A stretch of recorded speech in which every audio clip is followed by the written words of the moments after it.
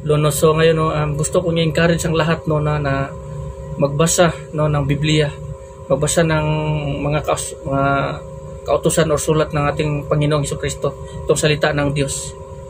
Hindi lamang no na ito ay babasahin lamang natin, kundi isa puso at isa buhay natin. Kung ano yung mga sinasabi dito, ito yung dapat nating sundin at isa buhay.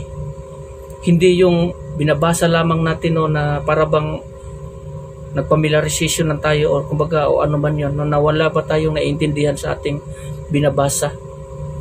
Ang salita ng Panginoon ay isang pinakamaganda talagang pagkain, hindi para sa ating katawan, kundi para sa ating espiritu o kaluluwa natin. Ito ay pagkain natin na siyang nagbibigay buhay. Nagiging malusog yung kaluluwa natin sa pamamagitan ng salita ng ating Panginoon. So dapat no, magiging encourage tayo sa mga salita ng Panginoon na ating makakain natin sa araw-araw, kasi ito yung sinasabi nun to sa ating Panginoong Hesukristo, di ba no, na give us this day our daily bread. So nangangahulugan ba ito sa pagkain na para sa katawan? Hindi. Give us this day our daily bread, kasi ang sabi ng ating Panginoong Hesukristo, ang tao mabubuhay hindi sa pagkain lamang, kundi sa mga salita ng ating Panginoon. Kaya ang sinabi dito, give us this day our daily bread. So, hindi ito mga pagkain no, na para sa ating katawan, kundi mga pagkain ito sa ating kaluluwa o sa espiritu nga nandito sa atin.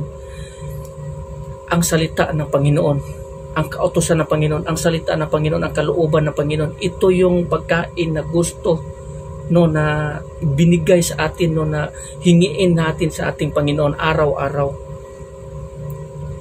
Gaya noong unang panahon, di ba, sa panahon nila Moises no, na binigyan sila yung mga Israelita no, na binigyan sila ng mga pagkain na espiritual, mga pagkain na galing sa langit mismo, pagkain ng mga anghel na ibinigay sa kanila, yung mana. So ito rin yun, no? Ito rin yung silbing mana no, na pagkain sa ating kaluluwa. Itong salita ng Panginoon, ito ay espiritu. Salita ng Panginoon, kasi ang Diyos espiritu, ang salita ay Panginoon. At ito, ang mga salita ng Panginoon ay isang pagkain ng ating kaluluwa upang tayo ay mabusog araw-araw. Kaya nga sinasabi dito no, na gluttony, no, avoid gluttony, yung pagiging gahaman sa mga pagkain na ba yan, o ano ba yan. So, iwasan nyo yan, kasi ang ganyang klaseng kasing gluttony, isa din yung uri sa pagsamba sa mga Diyos-Diyosan. No?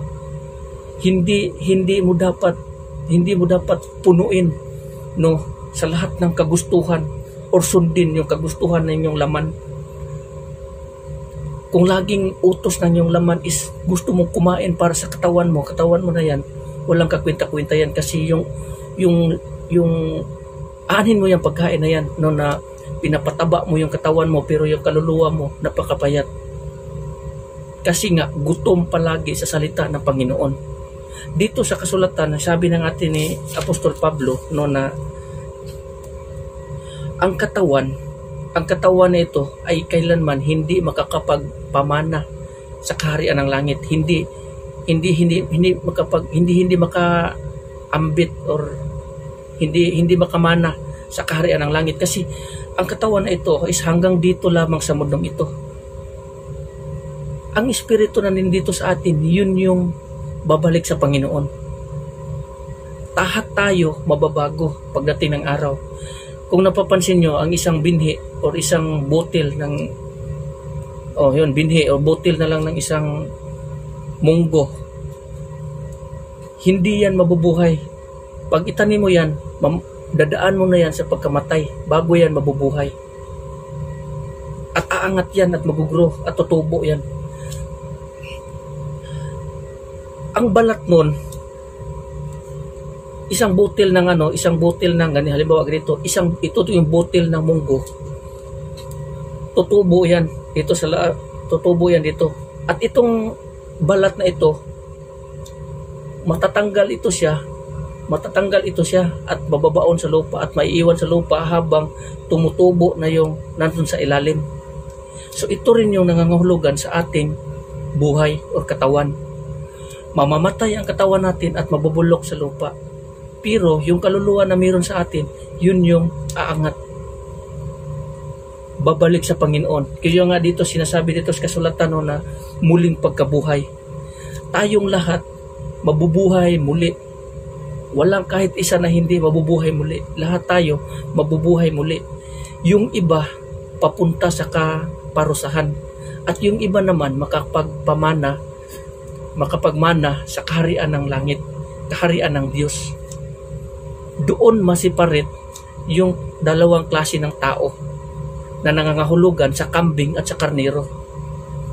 Yung kambing, nangangahulugan yung mga tao na hindi sumusunod o hindi kinalulugdan ng ating Panginoon. At yung mga karnero naman, ito yung mga tao na namumuhay sa kalooban ng ating Diyos at sa ating Panginoong Hesukristo. Ito yung mangyayari. Kaya dapat dito sa atin, sa mundong ito, habang nandito pa tayo, busugin natin yung kaluluwa natin sa mga pagkain spiritual, which is the Word of God, ang salita ng Panginoon. Huwag kayong magiging gahaman sa mga pagkain dito sa mundong ito na para lamang sa katawan, na pagkatapos pamasok sa bibig natin o sa baba natin, papasok sa tiyan at itatapon. Pero yung kaluluwa natin na laging uhaw at laging gutom sa mga salita ng Panginoon. Kaya di ba sabi ng ating Panginoon, lumapit kayo sa akin, kayong nagugutom at kayong nauuhaw, at bibigyan ko kayo ng mga pagkain na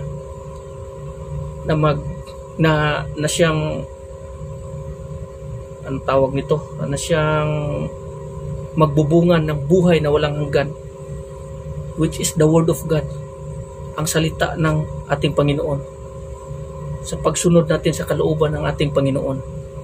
Kaya nga sinabi dito sa kasulatan, kailangan mananatili tayong matatag sa ating paniniwala hanggang sa kanyang pagbalik. Kasi hindi natin alam kung kailan ang pagbabalik ng ating Panginoon. Araw-araw tayo ay inatake ng mga aso, ng mga lobo, which is Satan. At ito yung mga tao din na mga tao ni Satanas, no? Mga propeta ni Satanas. Kaya kailangan araw-araw magiging matibay tayo or magiging handa, magiging palaban tayo, sulit. Kailangan nakatayo tayo against sa mga ibabato sa atin ni Satanas. Kasi pag tayo po ay makatayo tayo hanggang sa dulo sa pagkikipag-away natin dito sa mundong ito against Satan and his army, gaya ng pangako ng ating Panginoon, siya na mananatili hanggang katapusan. I will give him the crown of life. Ito yung sinabi ng ating Panginoon, no, ang pangako ng ating Panginoon, ang crown of life para sa mga tao na mananatiling nakatayo, mananatiling matatag sa kanilang pananampalataya sa Panginoon hanggang sa kamatayan. Ito yun. Kaya kailangan nating busugin natin palagi yung kaluluwa natin sa mga salita ng Panginoon at sa pagsunod sa kanyang kalooban, hindi lamang sa nakikinig lang tayo na para bang tayo ay nananalamin, na pagkatapos natin makita yung sarili natin sa salamin, pagtalikod natin nakalimutan na natin kung ano yung itsura natin. Hindi dapat ganun, kundi isabuhay natin, isapuso at isabuhay natin at sundin natin kung ano man yung sinasabi ng Panginoon, kasi ito yung nagbibigay sa atin ng buhay, kasi ang salita ng Panginoon ay buhay at nagbibigay buhay sa atin. The foundation of truth, the foundation of life, ang salita ng Panginoon, kasi God is Word and Jesus Christ is the life in the resurrection. In Jesus Christ is the Word of God. Jesus Christ is the same yesterday, today, and forever. Thank you very much, no, Hantod. Hanggang dito na lang. Maraming salamat. God bless.